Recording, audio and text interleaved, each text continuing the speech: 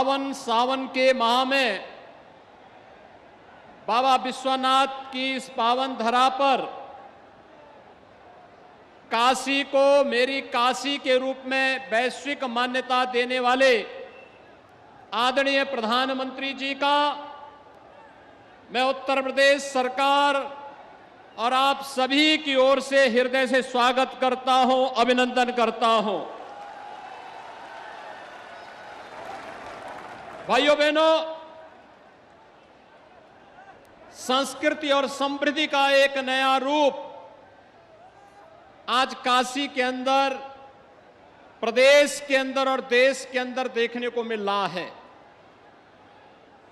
भारत को दुनिया के अंदर आदरणीय प्रधानमंत्री जी के नेतृत्व में एक नई पहचान और एक नया सम्मान मिल रहा है और विकास और विरासत की जिस परंपरा की शुरुआत 2014 में आदरणीय प्रधानमंत्री जी ने इस काशी से प्रारंभ किया, आज उसकी एक नई कड़ी को जोड़ने के लिए जब आदरणीय प्रधानमंत्री जी स्वयं फिर से अपनी काशी में आए हैं, मैं काशी वासियों की ओर से आदरणीय प्रधानमंत्री जी का हृदय से स्वागत करता हूं, अभिनंदन करता हूं। भाइयों बहनों, देश की 140 करोड़ जनता को उसका गौरव और सम्मान दिलाने वाले, वैश्विक स्तर पर अपनी अंतर्राष्ट्रीय और राष्ट्रीय व्यस्तता के बावजूद काशी वासी आदरणीय प्रधानमंत्री जी के आत्मा में, अंतःकरण में विराजते हैं। हर समय काशी की समृद्धि के लिए, यहां की विरासत और यहां की संस्कृति के लिए उनके मन में एक नई चिंता होती है। और भाइयों बहनों, आज यह चिंता और चिंतन हम सबको एक नई पहचान के रूप में आगे बढ़ा रही है। आपने देखा होगा काशी विश्वनाथ धाम आज दुनिया को अपनी ओर आकर्षित कर रहा है। आपने देखा होगा काशी के मंदिर और काशी के घाटों के नए स्वरूप को, और जैसे काशी सज धज रही है, G20 के सम्मेलन को भी नजदीक से काशी ने महसूस किया है। आजादी के अमृत महोत्सव वर्ष में भारत G20 समूह की अध्यक्षता आदरणीय प्रधानमंत्री जी के नेतृत्व में कर रहा है, तो संघाई सहयोग परिषद की ओर से 22-23 में काशी को सांस्कृतिक राजधानी के रूप में मान्यता देकर के काशी में उस सम्मेलन की अद्भुत छटा भी हम सब ने देखी है।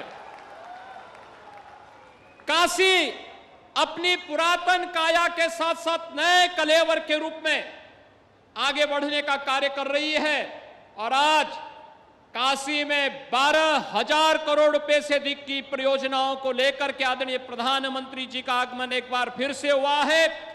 भाइयों बहनों, 9 वर्ष की, पिछले 9 वर्ष के अंदर नए भारत के रूप में भारत को नई पहचान दिलाने का जो कार्य आदरणीय प्रधानमंत्री जी ने किया है, 9 वर्ष के अपने सफलतम कार्यकाल के बाद आदरणीय प्रधानमंत्री जी आज काशी में पधारे हैं। इन 9 वर्षों में आपने देखा होगा दुनिया के अंदर देश के अलग अलग क्षेत्रों में, चाहे वह इंफ्रास्ट्रक्चर का हो, बाह्य सुरक्षा का हो, आंतरिक सुरक्षा का हो या गरीब कल्याण का हो, विरासत और आस्था के सम्मान का हो, हर एक मोर्चे पर भारत ने एक नई सफलता की नई कहानी गढ़ी है। आज भारत के बारे में दुनिया का दृष्टिकोण बदला है। आज उत्तर प्रदेश के बारे में आदरणीय प्रधानमंत्री जी के नेतृत्व और मार्गदर्शन के कारण भारत और दुनिया की धारणा बदली है और काशी के बारे में भी लोगों की धारणाएं बदली हैं। काशी जिस आस्था के लिए भारत तरसता था, आज उसका मूर्त रूप काशी में काशी विश्वनाथ धाम के रूप में हम सबको देखने को मिलता है। इस अवसर पर एक बार जब काशी को ढेर सारी सौगात राष्ट्र को समर्पित करने के लिए आदरणीय प्रधानमंत्री जी का आगमन आज काशी की इस धरा पर हुआ है, बाबा विश्वनाथ की इस पावन धरा पर हुआ है, मैं इस अवसर पर आदरणीय प्रधानमंत्री जी का एक बार फिर से आप सबकी ओर से हृदय से स्वागत करता हूं, अभिनंदन करता हूं। इस अवसर पर पधारी माननीय राज्यपाल महोदय का, अपने सभी माननीय केंद्रीय मंत्रियों और जनप्रतिनिधियों का और आप सभी जनता जनार्दन का भी हृदय से स्वागत और अभिनंदन करते हुए अपनी वाणी को विराम देता हूं। धन्यवाद। जय हिंद। साथियों, जिस लोगों ने देश पर दशकों तक राज किया, उनके शासन के मूल में ही बेईमानी रही, और जब ऐसा होता है तो चाहे कितना भी धन इकट्ठा हो तो कम ही पड़ता है। 2014 से पहले भ्रष्टाचारी और परिवारवादियों की सरकारों के दौरान ऐसा ही कारोबार चलता था। बजट की जब भी बात आती थी तो घाटे का, नुकसान का ही बहाना होता था। आज गरीब कल्याण हो या फिर इंफ्रास्ट्रक्चर, बजट की कोई कमी नहीं है। वही कर देता है, वही सिस्टम है, लेकिन सरकार बदली है, नीयत बदली है तो परिणाम भी बदले दिख रहे हैं। पहले करप्शन और कालाबाजारी खबरों से अखबार भरे रहते थे।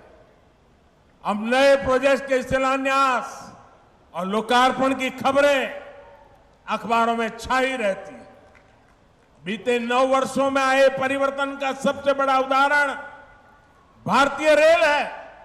ईस्टर्न डेडिकेटेड फ्रेट कॉरिडोर, यानी मालगाड़ियों के लिए विशेष पटरियों की योजना 2006 में शुरू हुई थी, लेकिन 2014 तक 1 किलोमीटर ट्रैक भी नहीं बीच पाया था। 1 किलोमीटर भी नहीं।